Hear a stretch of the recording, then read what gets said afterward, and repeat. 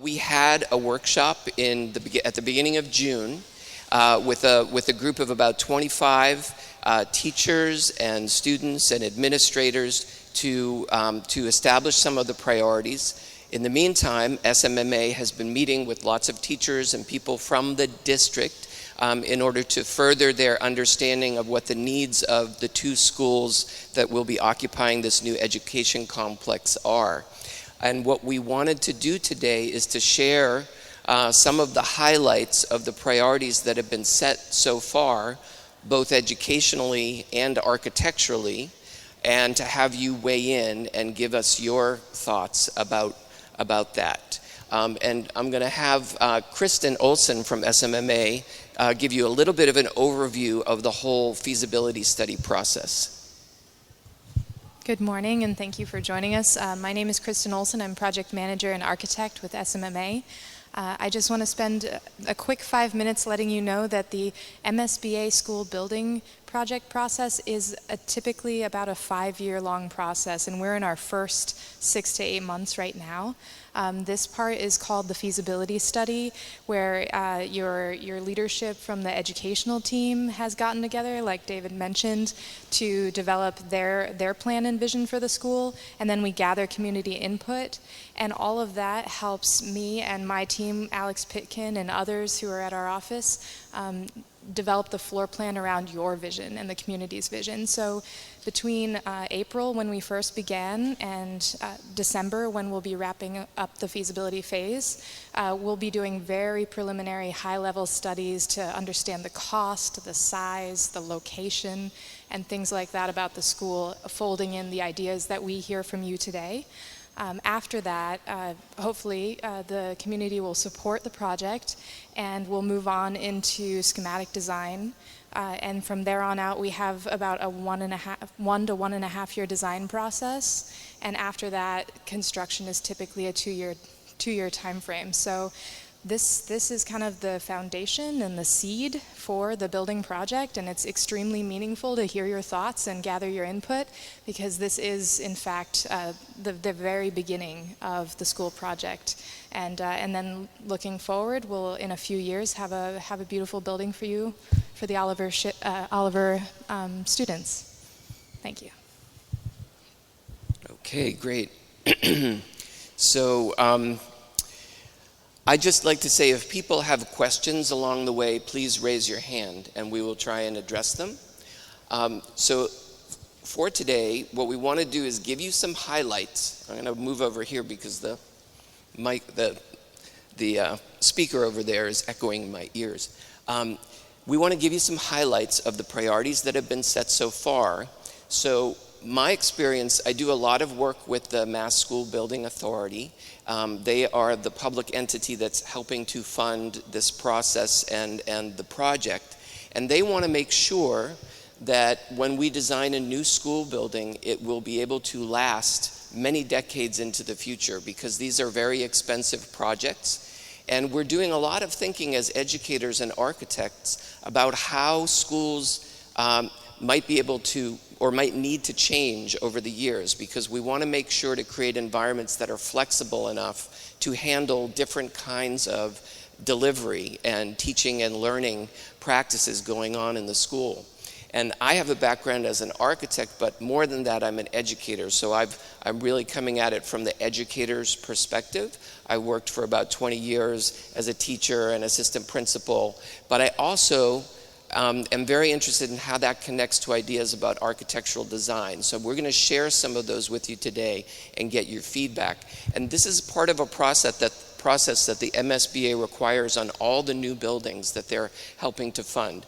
They want to make sure we're looking at learning goals and best practices in education.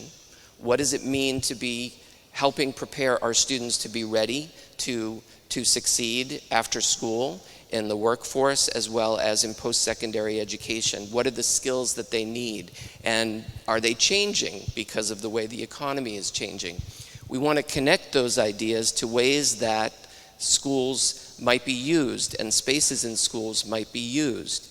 And any new school or renovated school that's through the MSBA process is going to have a lot of good things about it. It's going to have good-sized classrooms. It's going to have lots of natural light.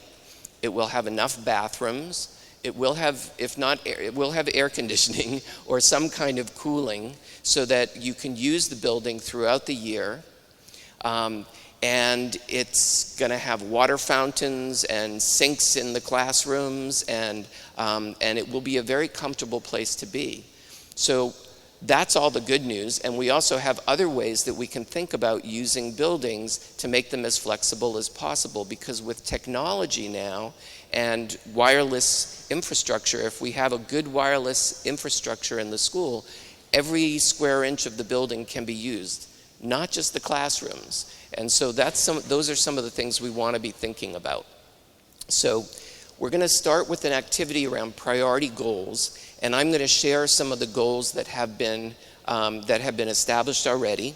And then each of you have a handout with an agenda, but also a form that you can fill out. And we'd love to collect these at the end. So we're going to ask you to please write clearly so that we can understand what your ideas are. And we're going to give you an opportunity to also talk about these priorities at your tables, and then we can share some of them, but we'll also be collecting them, because a lot of this process is about collecting as much information as possible about the school and the community and what your needs are, and how we can take most advantage of this process, because this is a really important process to design a new school and to make it, to help it serve you and the community and your children.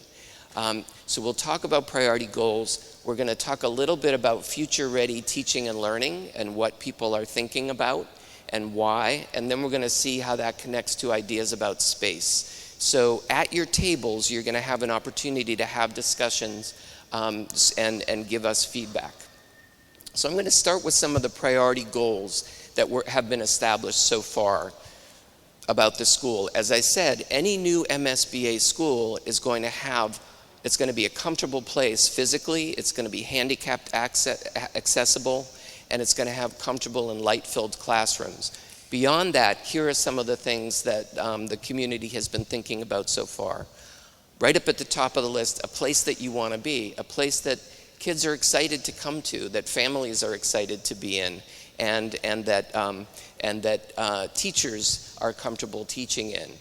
Healthy, accessible, and comfortable building. More and more we're thinking about schools being accessible after hours and before school, after school, on weekends, and all throughout the year. So we want to make sure the building is really healthy and a comfortable place to be. Of course, an up-to-date school that has up-to-date technology and flexible furniture and all the kinds of things that a new building comes with. Another thing people have been thinking about is hands-on learning.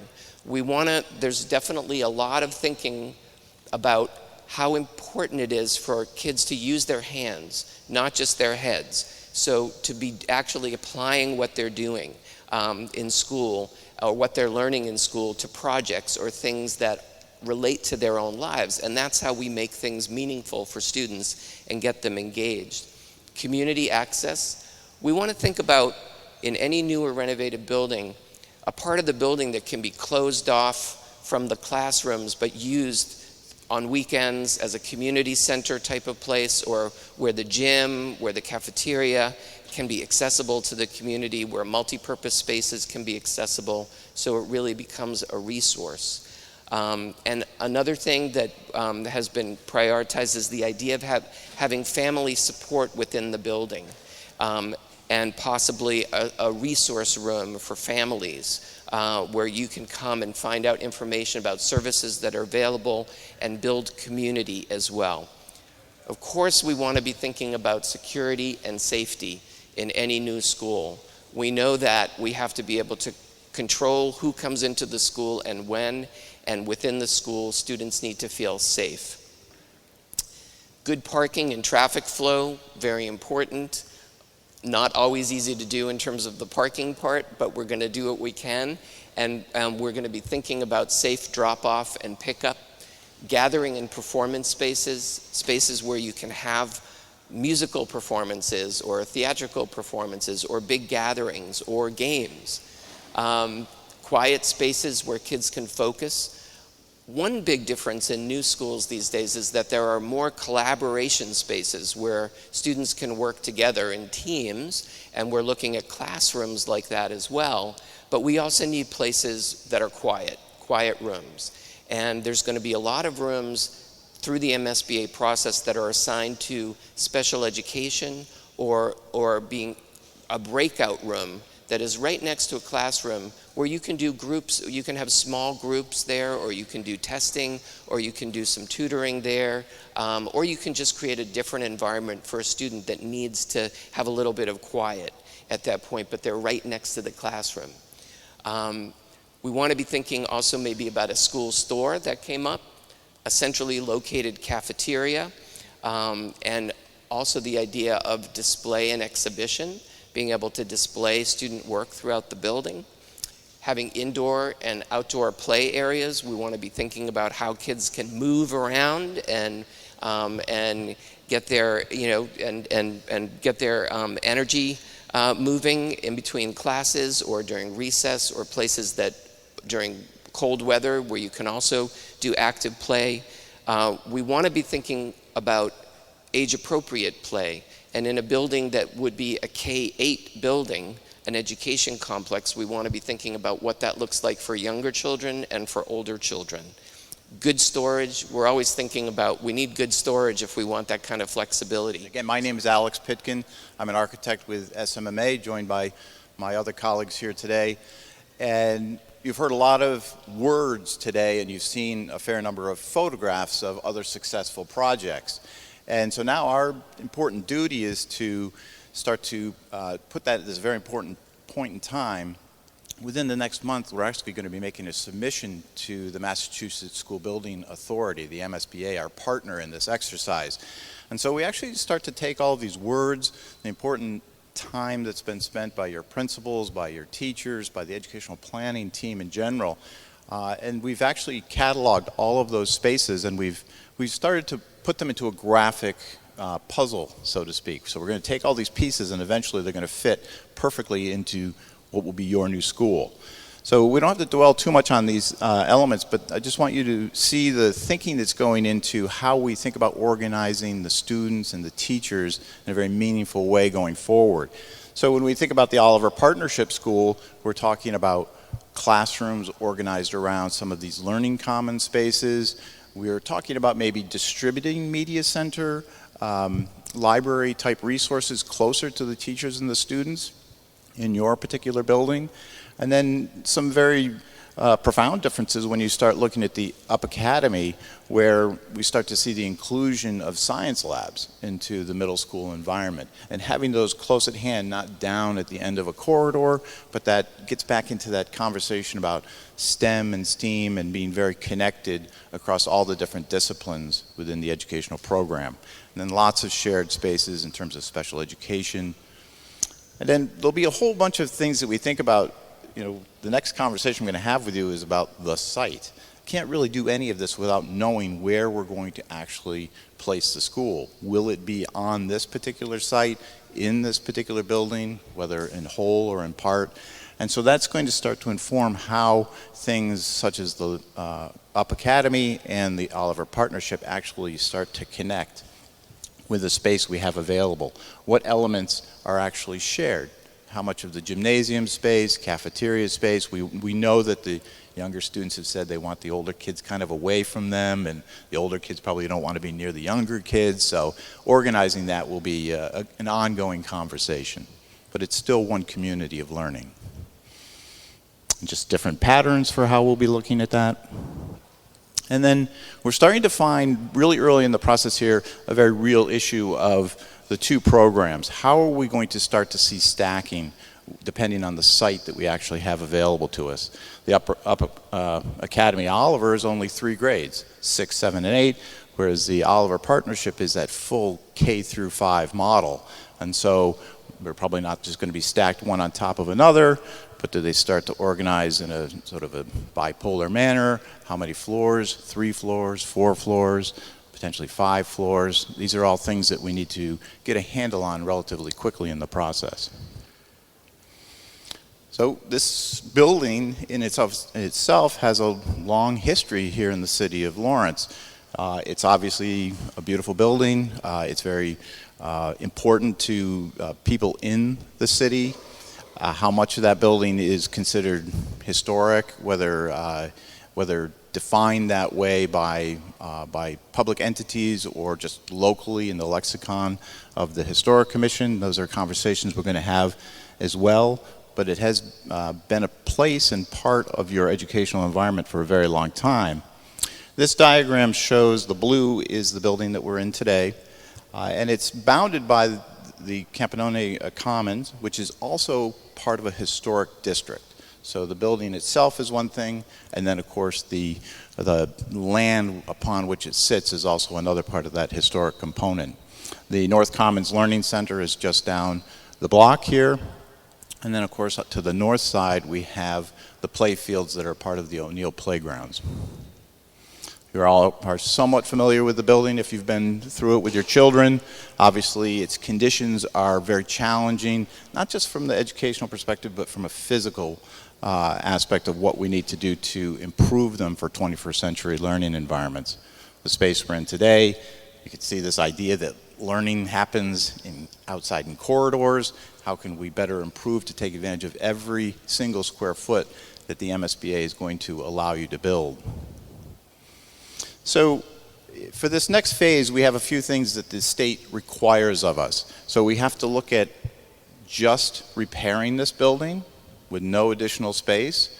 That is a very limited amount of physical work. Renovations, where maybe we can start to take down some walls, do much more incursions into the building, start to influence some of the educational planning that we're talking about today. Additions and renovations. Additions would really require that we take down some of the building. And so those would be dialogues and discussions that we would, once again, have to have within your community. And the goal of an addition renovation would obviously be to get to that full academic discussion that we're having here today. And then all new construction. This is a very limited site, as we've shown you, and it's going to be a challenge. And of course, would the city really let us take the entire building down to build a new building? Well, we have to test that a little bit, but we're seeing that these are the existing 4 floors of the Oliver building. We know that the classrooms are undersized. We know that spaces are tight. That there's not enough toilets in the building, that it doesn't meet the physical and educational challenges. And so we've already started this planning for those code plans, the addition renovation plans, etc. And what we're finding is that the site is actually presenting us a fair number of challenges. So here's the existing building. What if we were to take down the north side of the school to create some more space? The city is saying that there are some other parcels that are owned by the city that we may be able to use to expand. Talk about the pieces that are maybe historically significant to the city. And then when we start to add in the program that is important to combine the 2 schools, you can see that we're looking at a pretty substantial addition, and one that starts to push the building up 5, 6, potentially 7 stories. So that's something that we want to be very cautious about and want to have a very important dialogue with your administration. So the Oliver site is leading us to a series of points that we need to answer. We're not looking at these as negatives or positives just yet, but they do need to be answered. One that's probably on your mind is, well, where do the children go when such a project happens? And that's called swing space. That has not been decided yet, first of all. Excuse me? We're seeing that in the renovations and addition renovations that we may have to talk about the program, that it may be that the entire program of spaces cannot actually fit on this site if we stay here. So what will that mean? Is the demolition acceptable? We talked about that. There are some unique renovation costs with a very constrained, this building also has a very tight vertical footprint. There's obviously no site left over. We talked about roof gardens, we've talked about outdoor learning spaces. Does that mean that we have to take advantage of roofscapes, not just ground floor space? And then this conversation that we'll be having with our partner down at the state. And then, what does this building mean for the long-term benefit of the city and for this neighborhood? So some of the buildings that would be in play when we start to talk about swing space, the Oliver School, the North Learning Commons. The city recently has used the St. Mary's School for swing space. No decisions have been made there, but that might be an opportunity for a place to move children off-site while construction is accomplished. The city has also asked us to start to think a little bit outside the box. Is everybody familiar with this building? You may drive by it quite a bit when you come into the city as a gateway building. This is not owned by the city, so this is something that we're really just sort of in the early stages of looking at it so that we can give the city guidance as to whether a school could actually fit within a structure like this. Obviously a very beautiful and dramatic structure. The Oliver School, where we are today, is here. It's called the Stone Mill. It's less than a mile away, so it really is within this catchment area of the neighborhood. The Stone Mill sits behind the large Everett Mill, which will remain as its economic engine that it is for the city. There's also very large parking to the east of the Stone Mill that also comes into play as part of our conversation. So our analysis, same thing. It's a historic building, historic site, so we had to do some investigations there. We had to look at with a much deeper dive on the structure of that, the envelope, which is the skin of the building, the roof of the building, get a better understanding of its condition, and brought in specialty code consultants, site surveys, and environmental investigations. So that's all work that's been done, and we've given those reports to the city for their analysis and use. Just some views of that stone mill. Obviously a very beautiful, robust building. Some beautiful spaces. Probably haven't been inside, but it's got a lot of incredible character. The darker orange is our building. I just wanted to show you a quick sight of, spaces and sites change within communities. You can see all these orange rectangles were buildings that used to exist on that site, and they're all gone now. And so we're left with the stone mill, the Everett Mill, and then the parking lots.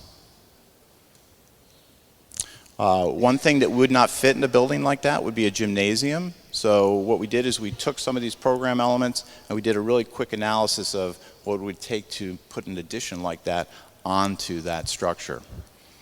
And this is then the stacking or the plans. I'm not going to get into those with you just now, but we had to come back to the city and say, can this, all this space that we've been talking about actually fit once you build a gymnasium and a cafetorium? And so we have proven that, that it is capable of fitting in a building like this. But schools are much more than just buildings, right? And so we also wanted to start to talk about what it means from a site planning perspective, right? All of a sudden there's maybe some parking available for teachers and for staff. There's got to be safe and secure places for students, buses, drivers, et cetera, to actually onload and offload. And very importantly to us are those spaces that we talked about, those outdoor learning environments, safe, secure, separated, and there's certainly different kind of opportunities on a site like this than there are on this particular site. And just a couple of images. We had to go a little bit further with this to prove the point. Transportation, we've been talking with the district about what the access zones are and what the current attendance of students, how close they are to the existing Oliver School, and there'll be more analysis about how that mapping works. Obviously, children will change from year to year as to who's in the building, but that would be something that we want to make sure that we can answer questions about the transportation component of this. So the next steps on the stone mill is to kind of continue this dialogue with the city. And these particular considerations. We know that it's an iconic piece of architecture. Should it be, first of all, purchased and used as a school versus being used as a private entity? Does it have a positive impact on the entrance to the city? It has purchase costs, has unique renovation costs. potential schedule impacts. The site program obviously offers us something very different as a comparison. Parking, traffic, mobility, and then our negotiations with the MSBA and discussing some kind of a program like this. How will they react to that? We're going to find that out soon. And then site environmental and any political ramifications for this. So there's a lot of things to think about when a city or a town starts to consider that kind of a move. When we started to look at that, we've also been talking with the city about the fact that the city will own all of that parking space in a very short time. That is going to be transferred over to the city as part of an agreement that's been ongoing for some time. And so this is the stone mill, and this is what sort of our last analysis here for you today, which is the MSBA also wants to test a new building option. And so what we did is we wanted to take that program that I just showed you in the stone mill and actually see, could we put a new building that would be more rational, 3-4 stories, and actually place it on the edge of the parking lot, create a new gateway opportunity for the city, and what would that do for open space and for access, again, since it's basically still right on the edge of that neighborhood. And so we're looking at a couple of ways of thinking about that for the city as well. So these are all, there's no answers here yet, but it would be really good for people to hear your first impressions about some of the challenges that we're going to be facing going forward.